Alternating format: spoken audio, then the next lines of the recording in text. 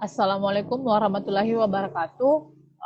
Saya atas nama Nur Naningsi pada kesempatan kali ini akan memaparkan salah satu paper yang berjudul Pemanfaatan Penyimpanan Sumber Energi Panas Bumi Termal terhadap Perputaran Ekonomi pada Sistem Energi Kepulauan. Paper ini bersumber dari penulis atas nama Panagiotis Romanos, Emmanuel Foulakis, Christos N. Markides, dan Nikos Hatziargyrio. Sebagai bahan pendahuluan bahwa ternyata saat ini sangat diperlukan sistem energi yang menguntungkan secara ekonomis. Dan salah satu solusi dari hal ini adalah penggunaan tangki thermal energy storage yang terisi yang dapat bertindak sebagai sumber panas pembangkit listrik thermal sekunder. Penggunaan teknologi tes berbasis PCM, fase change material telah digunakan, misalnya terintegrasi secara teratur dalam pembangkit tenaga surya terkonsentrasi, yang kemudian dimanfaatkan untuk mendukung sumber energi matahari yang kadang terputus-putus. Pengembangan dan integrasi praktis sistem tes ini menjadi pembangkit listrik konvensional berbahan bakar minyak, nuklir, batu bara, dan lain-lain, yang dapat sangat difasilitasi dengan memanfaatkan CSP ini. Konsentrasi solar power.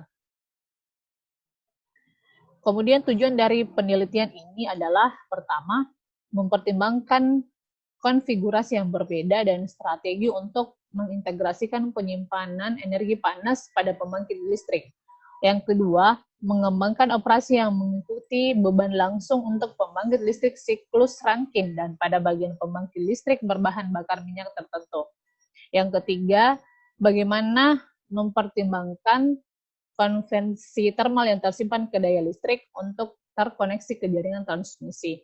Dalam hal analisis ekonomi, bagaimana memperkirakan potensi keuntungan dari operasi energi manajemen sistem yang kemudian diusulkan dalam satu kerangka berdasarkan pengoperasian optimal sistem tes ini, yakni mencakup kendala dan karakteristik teknoekonomi dari thermal energy storage. Kemudian pokok-pokok pembahasan dalam paper ini yang pertama adalah gambaran umum.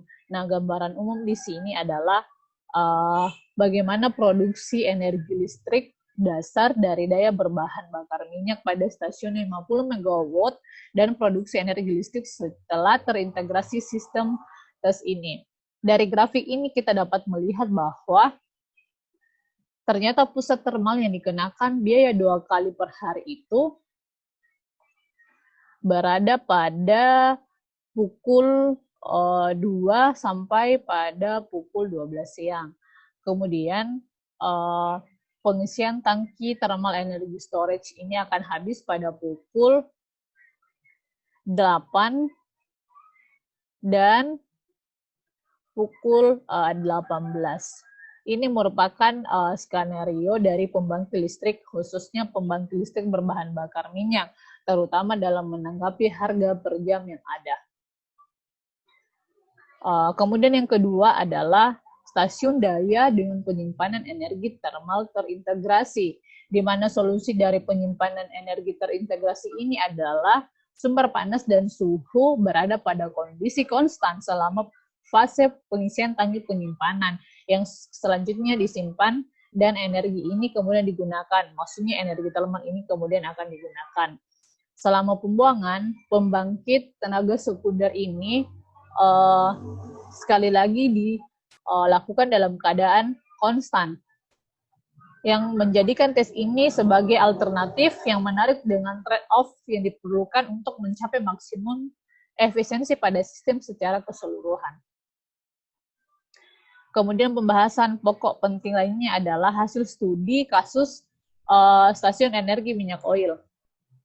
Dari slide ini kita dapat melihat gambar grafik yang menunjukkan bagaimana pabrik pecahan derating untuk uap diekstraksi sebelum tekanan turbin mencapai maksimal.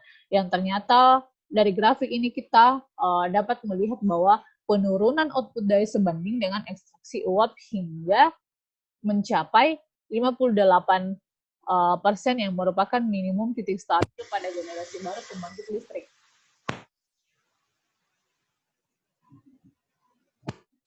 Kemudian ini adalah grafik output dari pembangkit listrik berbahan bakar utama dan penyimpanan energi termal selama biaya tersebut untuk uap yang diekstraksi sebelum tekanan kendeng sampai maksimal. Bahwa ternyata hasil dari ekstraksi uap ini berkurang dari jumlah peningkatan energi panas yang tersimpan, yang kemudian memungkinkan bahwa pembangkit listrik berbahan bakar minyak yang sudah ada untuk pembangkit listrik fleksibel dengan beban mengikuti titik maksimum 74%, yang pada hasil akhirnya output dayanya berkurang dari 50 MW seperti yang dilihat pada gambar grafik yang diberi garis merah ini, turun dari 50 MW ke titik stabil yakni sekitar 13 MW. Kemudian yang selanjutnya adalah bagaimana menjadwalkan optimal thermal energy storage dalam sistem daya kereta yang merupakan titik inti dari penelitian ini.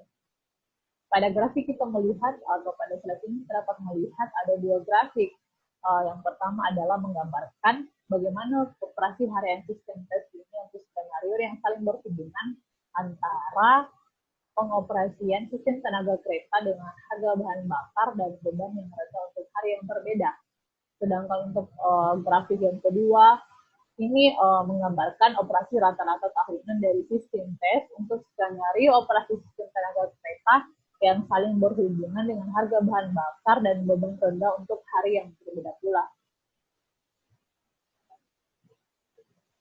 Dari grafik ini, kita dapat melihat bahwa manfaat dari pemasangan tes dalam sistem tenaga kereta ini terletak di kisaran sekitar 2,7 hingga